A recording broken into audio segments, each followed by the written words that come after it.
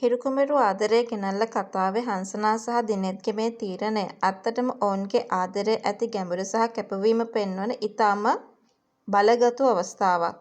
ජීවිතය පවා පරදුවට තබා හංසනා මේ ගන්නා තීරණය නරඹන්නන්ගේ හදවත් දිනා ගන්නා බව නම් නිසැකයි. ජීවිතේ නැතුණත් කමක් නැහැ අපි විවාහ වෙමු කියන මේ ප්‍රකාශය තුළින් හංසනා දිනෙත්ට කොතරම් ආදරය කරනවද කියලා දැඩිව දැනෙන්න හේතුවක් වේවි. ඔවුන්ගේ ආදරයට එරෙහිව තිබෙන බාධක කෙතරම් බිහිසුණු වුවත් ඔවුන් දෙදෙනා බිය නොවී එකට සිටීමට ගන්නා තීරණය මේ අසරණකමක් නොව ඔවුන්ගේ ආදරයේ ඇති විශාලම ශක්තියක්ද වනවා ඇති.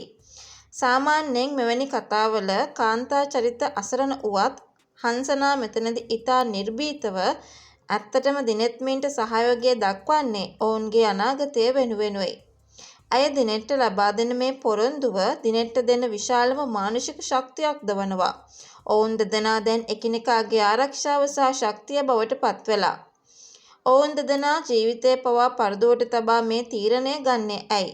ඒ ඔවුන්ගේ ආදරය වෙනුවෙන් වෙනත් විකල්පයක් ඉතිරි වී නොමැති නිසයි.